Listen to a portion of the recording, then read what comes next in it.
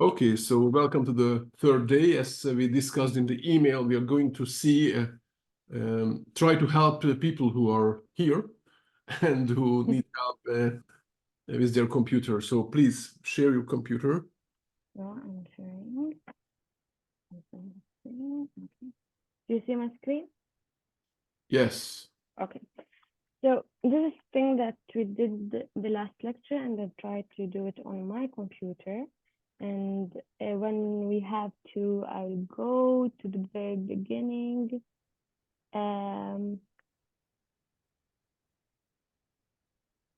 Okay. From here, we cloned a repository from the repository of the Yeah. course, and then we did some modification and tried to. I did some Oh, modification, but okay. So you notice that you have to see change directory into the folder. yes, I changed as you see here. Yeah. Then from the C Python to the folder, and then I tried to put like git push. He tells me that I don't have a permission, but I don't want it to clone this to your repository. I want to clone it to my own repository, like Samiha repository. Right. So what you cloned here is the repository of the whole course. Yes, but I don't know what is the problem. I went over and I did what we did the last lesson and the Okay, but previous one. wait a second. So you cloned the project repository of the course. You Yes. can't. First of all, you don't need to do that because you need to work on your own personal repository.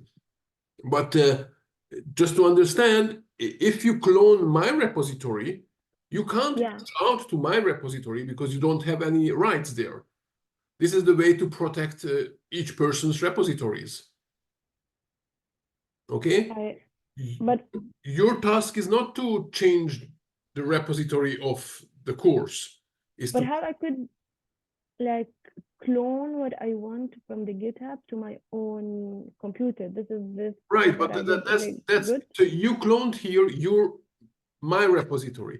What you need to do is cloning your own repository. So first of all, type in cd and two dots, cd space two dots. That will go up one directory. Okay, so now Okay. you're in C Python. And now is I need your browser somewhere to go to the your GitHub homepage. This is my GitHub Okay, but homepage. so this is your Here. this is the This okay. So this is your account, GitHub account. What we saw a few seconds ago, that was your project for the website. yeah. But what you need now is the right, I think, right? So if you want to update your website, then you need to clone the repository of the website. If you want to work on the assignments, then you need to clone the other GitHub repository, which is on the right side now, the Python assignments. So click on which one did you want to work on the assignments? Yeah. Okay, so click on that. And here you have, okay, so you created this. Okay, okay. So there are good opportunity to explain this. There are several ways to create GitHub repositories and connect them to GitHub. Okay, I think what I showed is creating the GitHub repository on GitHub, including a README file. Okay, that really created the repository, and then I cloned it to my own computer, basically copying whatever already was there, which is just a single README file. So that's one way to do it, and then I can start making additions and pushing them out. Okay, I think this is what I did. What you did now is something different, and actually this is what I do usually, but I didn't want to show this one then, is that you created a repository without any content. So you didn't check, oh, let me create the README and so on. Okay? So it's so empty that I think you can't, wait, let me see it, because I never tried this, doing this way.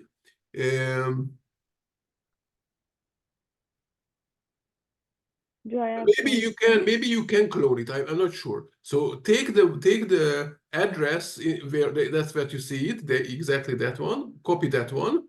Maybe you can do this. Okay, copy it. And now go to your and then type in git clone, and then paste in the URL. The address, okay. And we'll see if this works, because that way I never tried it. I usually create locally.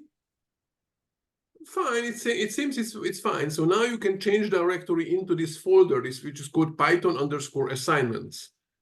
With capital. No, you don't need that. You don't need that. It's local. It's next to. Wait a second. Okay, wait a second. Just to remove it, type in ls space -l. This will list the content of the current folder. So you are in the folder called CPython, and you see that one of the subfolders is this Python assignment. So when you cd into it, type in cd, you don't need to start now from the beginning of the whole file system. So you don't need to type in /c and so on. It's enough to press space here now. So you have and then start typing the name of the folder, which is a capital P. And then you don't need to type anything. Just press the tab button. Yeah. I did. Yeah, okay. So now you are inside.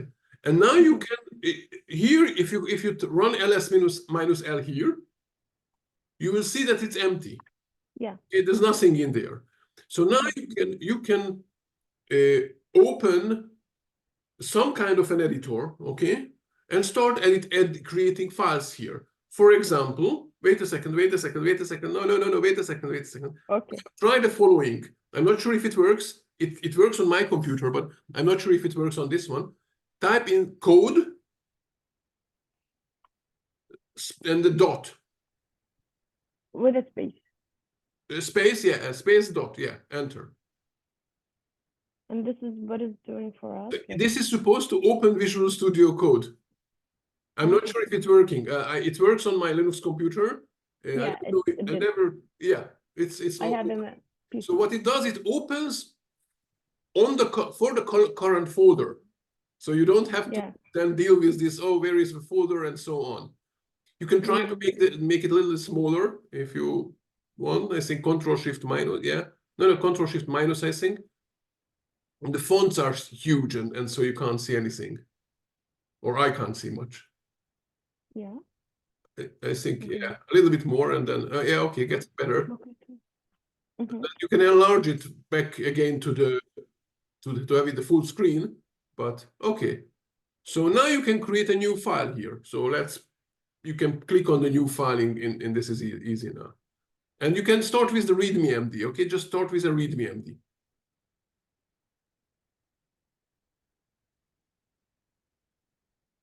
Okay. And you save it here, right? That's okay. It's usually all capital letters, but I think actually it doesn't matter. And type in some text, okay? No, not the program. It's just the README. It's just an explanation of okay, whatever. Okay, you can. That's good. Okay, so save it. Okay, we save it like this. No, it doesn't matter. Control S or this would work. Now, one thing that I just checked. So go to again, open the menu, the hamburger there at the top. No, at the top there is the hamburger. The 3 lines. Yeah. And if you go, I think the file, click on the file, and here you have the. I don't see it here.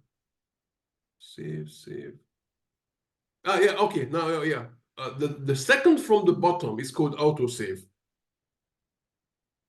Autosave here, a little bit more. Yeah. So, no. Yeah, wait, yeah, okay. So click on this one.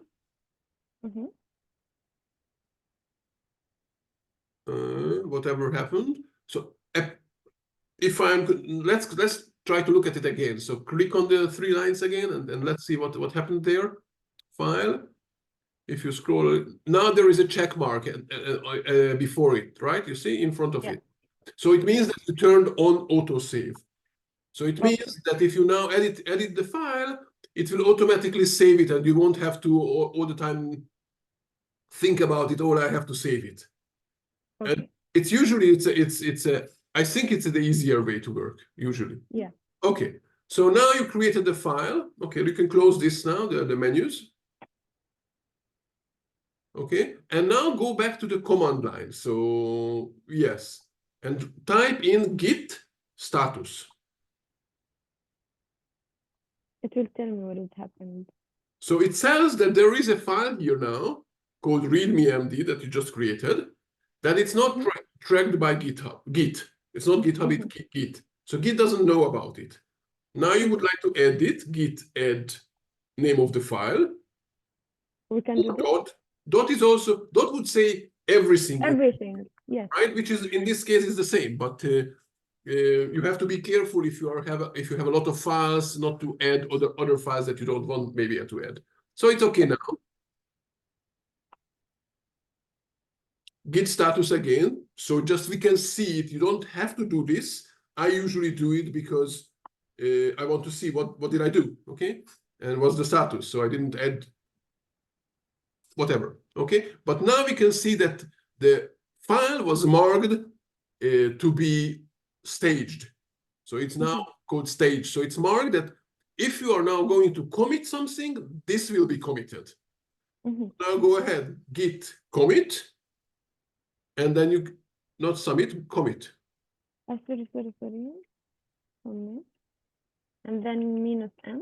You can type -m, and then in quotes. If you would like to have more than one word, then you have to put it in quotes.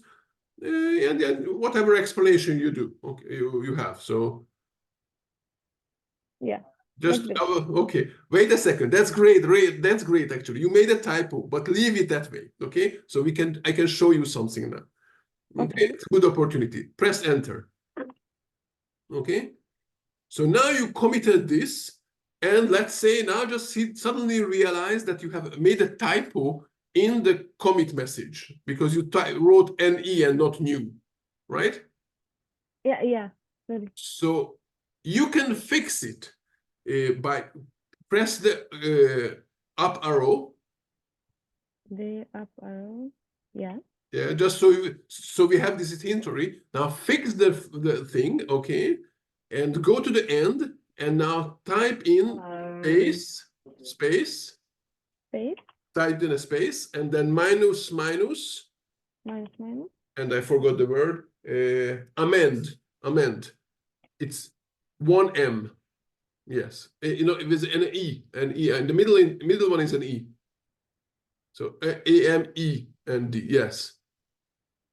Right. Yeah. Okay. Enter. So now this changed the commit message on the last commit. Okay. It's a little slightly advanced thing, but we had an opportunity to see, so we saw it. Okay. So now if you type in, and then good opportunity to show some more Git stuff. If you type in git log, git space log, enter. You see the history of all of your commits. Now, in this case, you only have one commit because you had one commit and then you fixed the text on it. Okay? Okay. So that's not a lot of history, but that's the way to show the history. And now you can push out your changes because you still don't have the changes outside, right? It's just locally on your computer. Yes. You wouldn't need internet connection in order to do what you did after the cloning. So the git add and commit and all this, you don't need internet connection. Git push, now you are pushing out to GitHub. Yeah, I will open. Okay, if you go back to the browser, and now you need to refresh it, yeah. In it. Yeah, and then you have the README file. And now, from now on, you can continue creating a folder, creating files in it, and then git adding and git committing them, and then git pushing out. Okay, thank you. Okay, any more questions? Thank you so much. I'll stop sharing my screen. Okay. Okay. Thank you. You're welcome. Anyone else? This is a good, really a good opportunity to fix all these things. Yeah, I actually need to apologize that we ran so fast in the first 2 lessons, and I didn't take enough time to do this on for each one of you. But if anyone else who is here would like to have something fixed this way, that would be a good opportunity now.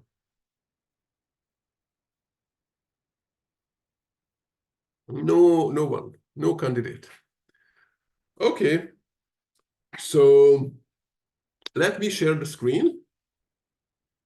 If you remember later on that you need something with help with something, that's also fine. Okay, so now I shared the screen and we are seeing this is not the one that I wanted to show you. No, this is no. This is the same thing, but in a different browser in my Windows computer. Okay, so this is a repository, and I already have, I think, Visual Studio Code open here with the plan I put together.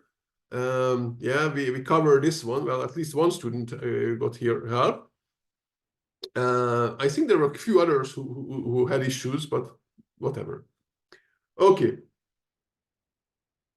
So I wanted, there were a couple of issues. Okay, first of all, I went through again the GitHub pages that of the students, and they are really, some of them look really nice. I had some email exchange with Mazal because she had an issue with with her GitHub pages, and this is a good opportunity to show you something, and that's why I'm showing this one specifically.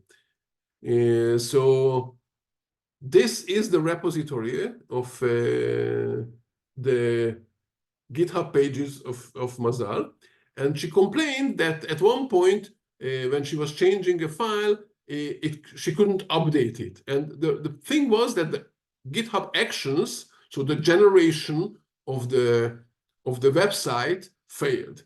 And so this GitHub actions, if I'm already talking about it, in this case, it generates the website from the data that you have in this repository. But in general, GitHub actions can be used to all kinds of other things. So for example, I have some GitHub actions that are collecting data from various sources and then storing them someplace. So it runs every, I don't know, 1 hour, every day, whatever I configured, collects data, and then stores them in some place. One of the major uses of these GitHub actions is that people write tests, what we call usually unit tests or integration tests, which is actually basically just more code that would verify that your real code works. Okay, and we'll get there quite soon. And so if I write some such tests that help me verify, make sure that my code works, it's a good idea to run these verifications every time I make some changes, because the whole point of these tests is to verify that even though I now improved my project, improved the code, I added a new feature, let's say, to my project, everything still works. Okay, and that's the point. And so these GitHub actions can be used for that, and that's great. And all of them, for all of them, the whole point basically is that if I made a mistake, okay, then the actions will fail and either don't generate the website or just fail and have a report of failure. And this is what I saw here. So when Mazal told me that it doesn't work, I came to her actions page and looked at the actions. Actually, I think it was an earlier one. So now what you can see here is that each of these rows is when she pushed out some changes, and then the GitHub actions ran. And the green ones means that it was successful, and the red one means that it failed. There was also, I think, at least one. Okay, this was, I guess, cancelled. probably because she pushed out a new change. So it either was canceled manually, she just came to the browse website and canceled it, or she pushed out a new change so fast that this couldn't finish, and then GitHub said, okay, well, there's a newer one. There's no point of running the old one because there's a newer version of this anyway, so let's just stop this one and run the new one. Okay, and here is the old. So you have all the histories here, which is really nice. You can look at all kind of things. So when she complained that something didn't work, what I did is I came to the GitHub Actions and went to the one that was back then. I think she had like 3 commits here, all of them red. So I went to the first one because this was the first one that broke something. And I clicked on here, and you can do it when it happens to you. That's why I'm showing it. And you can see here that this action has several steps. The first step is called build, and then this is the deploy step, which is actually making the website alive, or live, not alive, live. And the build step failed. And there are some messages here, okay, that don't make much sense to me. I think we can click on this one. Yeah, okay, actually we can click on this one, and here, well, it's a mess. I totally understand that it's looking at it, it's a mess. So you have to get used to looking at these things. So this is, I think I mentioned that these GitHub pages by default are using a tool called Jekyll.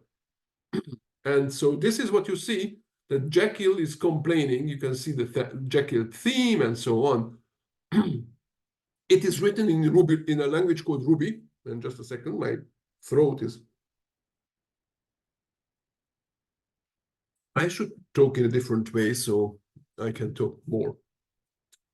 Yeah, whatever. So it's using a tool called Jekyll, which is written in a language called Ruby. So the error messages are going to look different than the ones that we are learning in Python. But at the end, you will find a way.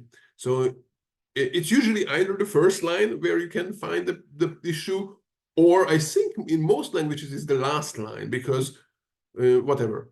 Okay, so here we can see that this is basically the error, the real error that caused the problem. And then you can see from here that it's somewhere in the project's YAML file that's in her repository. There is on line 7, column 7, there is some dash. I looked at the file. It wasn't clear to me at first what was the problem. But once I pointed this out, I think she managed to... I mean, the minimum you can do here at this point is figuring out, okay, this change I made broke the code, so let's revert that change, and then things will be fixed. Code, in this case, data, but it doesn't really matter. So this is how I figured out where the problem is. I could also come here, so you can see here that this is the ID number of the commit, of the change that triggered this build, triggered this running of the GitHub Actions, the building of the website. So I can click on this one. So now we saw what is the error message. If I click on this one, I can see the actual change that happened. Okay, and this is the change. And you can see that the reddish, this line, the one with the minus sign here, that was removed, and the one below, which is green and with a plus sign, was added. Basically, she added some the address here. Now, why is this breaking the system? I don't know, but at least we know that this is what's breaking, what broke the system. So this is how she could probably fix it, and then maybe figure out what was the problem here really. Okay, good. Any questions here?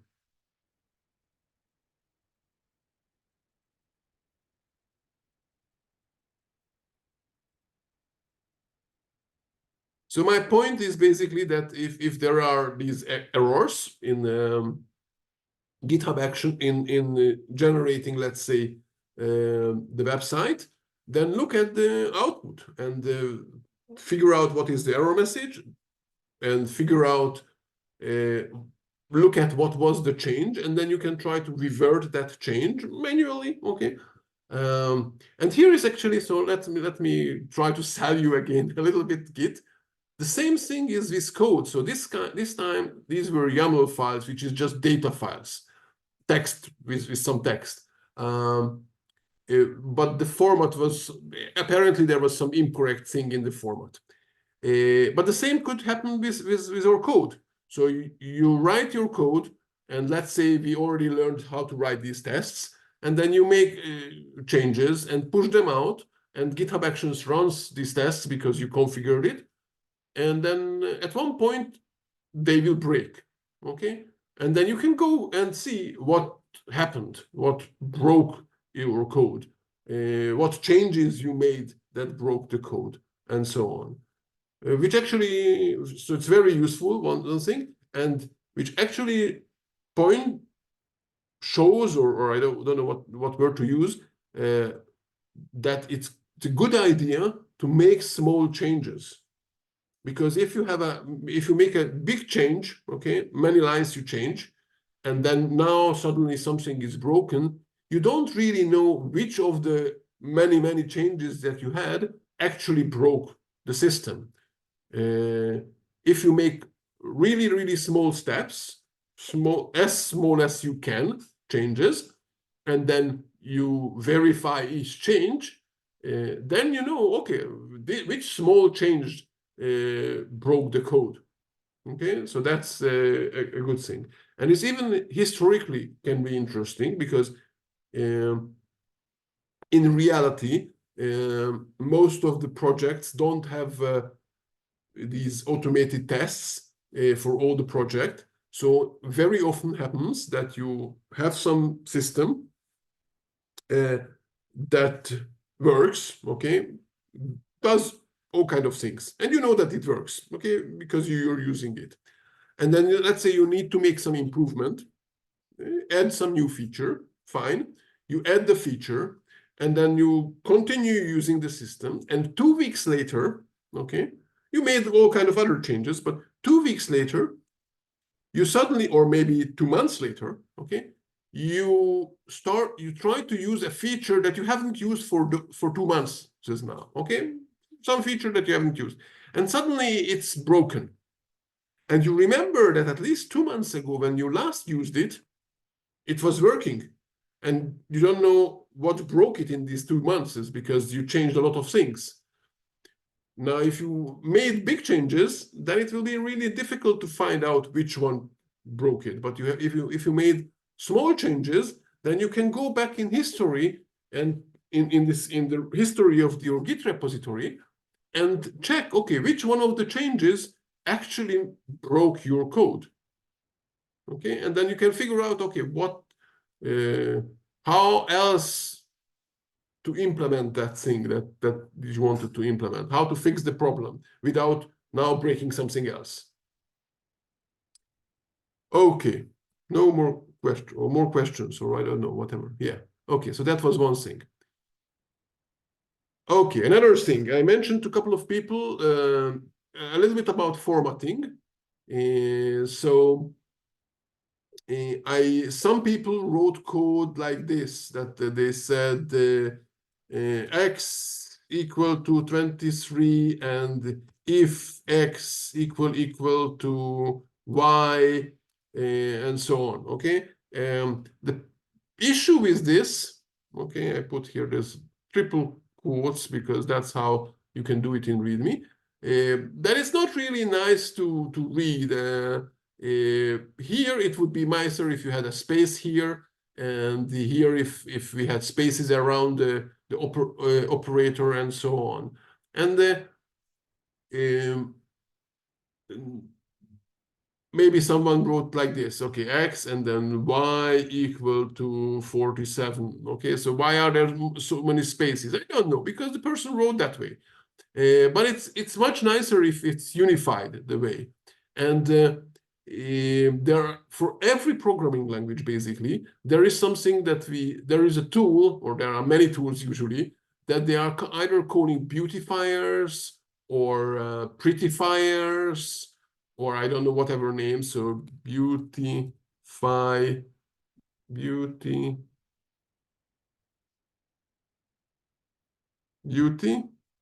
think, prettify.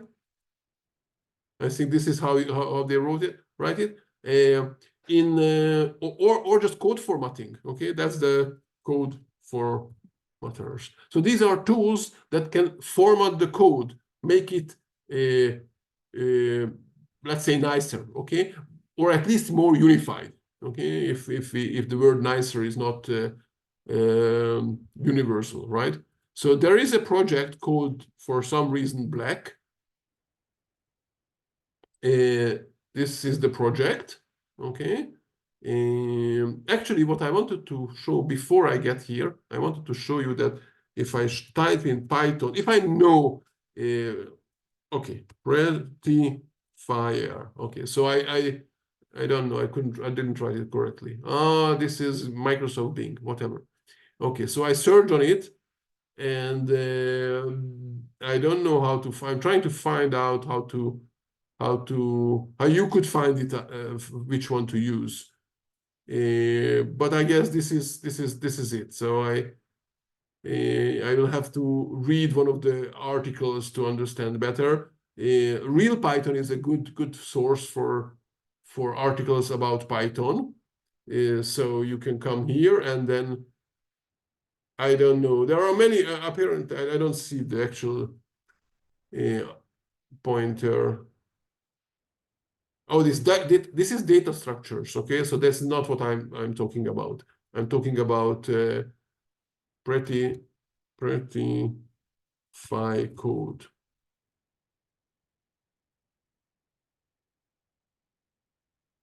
It's trying to use some AI to give me, I don't know, code beautify. Okay. This is again. Okay, so I couldn't show you how you could find out about it, so you have to trust me. Apparently, Black is the de facto standard of Python. So if I type in Python Black, let's say I already know about it, so I search for it, and then Python code formatting using Black. Okay, this is already an article about it, and then there is a link, yes, to PyPI. Okay, so this is PyPI. This is where I linked to. This is the website where you have all of the third-party extensions of Python. If I click on the home of this, you will see, I think I mentioned it already, I showed it, that there are more than 500,000 of these extensions.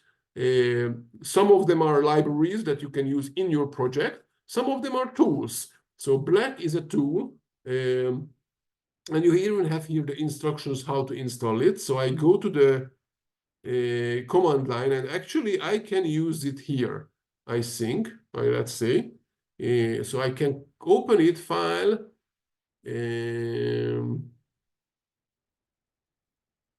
No, where is it? Terminal here. It's because, so this is in the menu, but because my screen is small, it shows it in behind these three dots. So I'm opening a new terminal. Okay, so you can also see the keyboard, and I think, yeah. So this is like similar to what we have in the CMD. It's called PowerShell, but it's similar. So I can try Python minus capital V. Okay, so it sees my Python. That's fine. And I can type in pip install Black. What was here? Okay, so it says here. This is not interesting anymore. This says here pip install Black. In general, this is how you install any extension of Python. You say type in pip install and the name of the extension, and this is just the version number of it. So I type in pip install Black, press enter, and then I wait. Okay, now it goes out to this website and downloads the package, and then it found out that the black package actually depends on other packages. So there is a hierarchy of dependencies between these packages, but no worries. It downloaded all of them, which I think in this case only 2, so it's not too many. Okay, there's only 2, so that's good. Sometimes you install a lot. Okay, and now I can use this black. So let's see. Here I am in this folder, and I have the day2 subfolder, cd day2. Okay.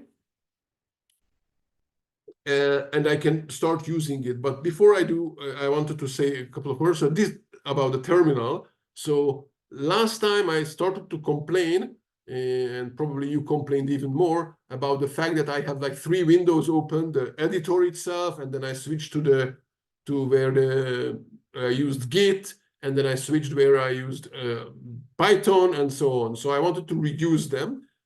So now you can see that that inside the Visual Studio Code, we can actually open a terminal here at the bottom, and then we can see the code and the terminal at the same time. So terminal or command prompt or these windows, these are the same idea.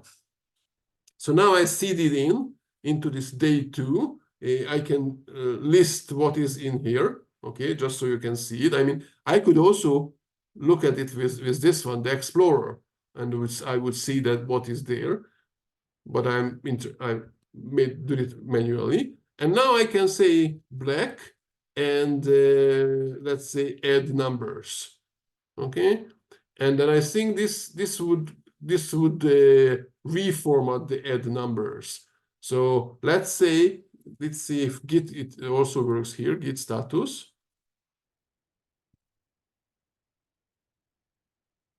Okay, so Git also works here.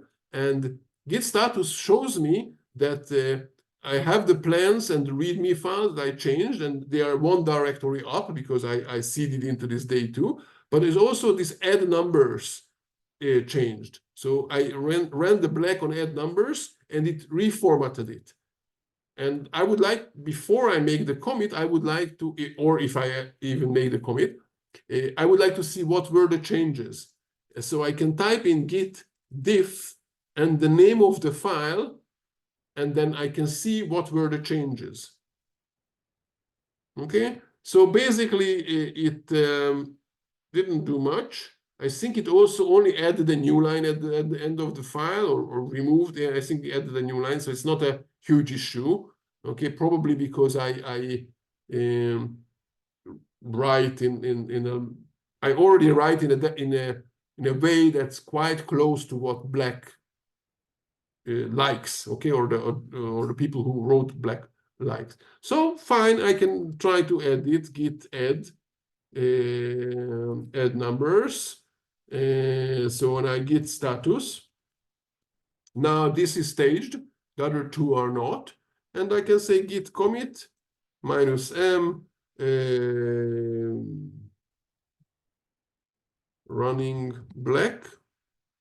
Okay, fine, and I can push it out. So I would recommend that you also do the same for your code. So you install black, and then you run black on your code, and you can do it. You can do it this way. Like, okay, you wrote your code, you commit it to GitHub, to Git. You commit it to Git. Then you run black, and then you look at the difference to see what kind of changes it made, so you can understand how it likes it. So when you start writing the code later on, you can already try to write that way and get used to it. One point of using a standardized format is especially important when you start working with other people, and then some people like this way, some people like that way, and then you will get a mess in your code base.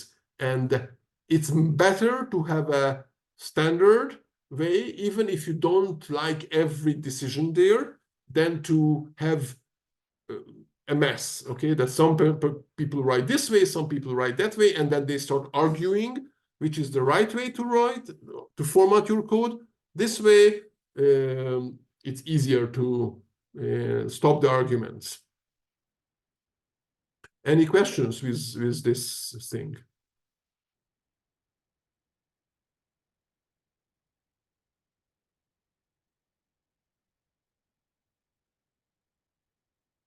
Okay. Good. Next item. At least one student fell into the trap that I had for you. And this is the trap. So I'm going to show you what happened. And the thing is that the very same happened to me when I first wrote the first such example I wrote. So I'm going to create a folder here, and I can go here. Just maybe it's, I don't know, whatever. Both ways I can do it. mkdir and show random.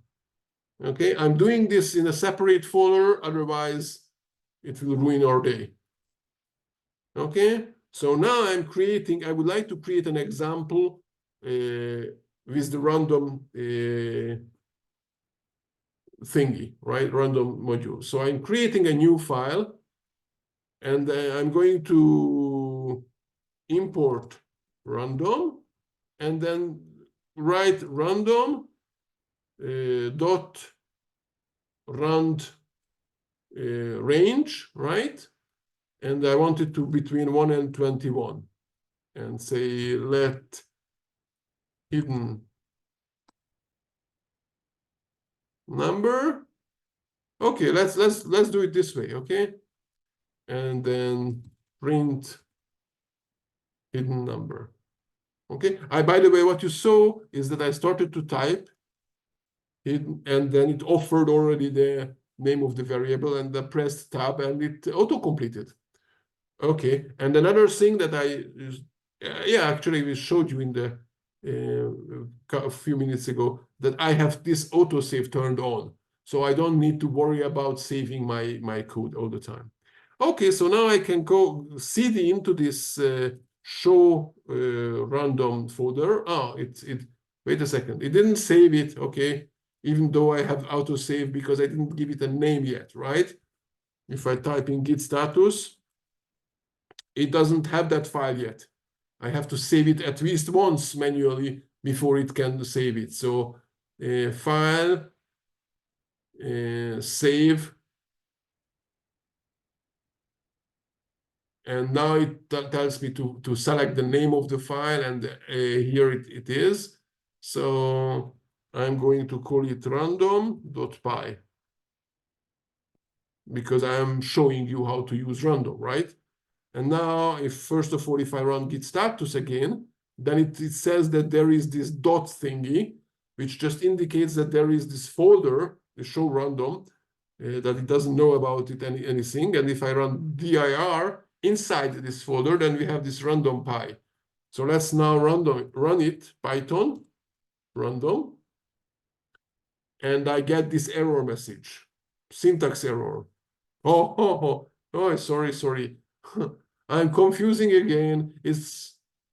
I'm writing Rust, a different programming language, now basically all the time in the last couple of days. So I'm going to make these mistakes. Sorry for that.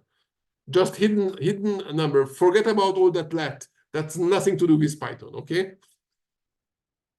But it's good, okay? So you could see that it gave me a syntax error. It says, okay, something is totally broken.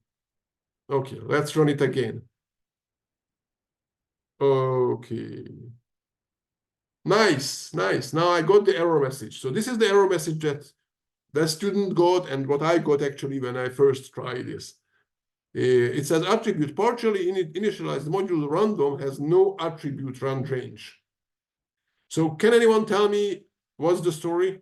You all had this written already. You all solved the assignment.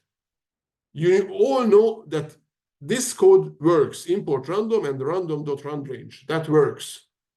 So why is not working here? Anyone? Is there any idea?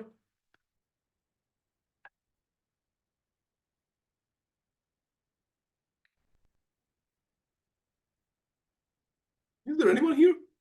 Or am I alone?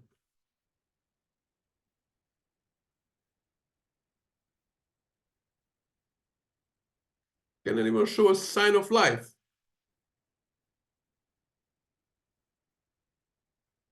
Write me a message, anything, or I just keep speaking to myself.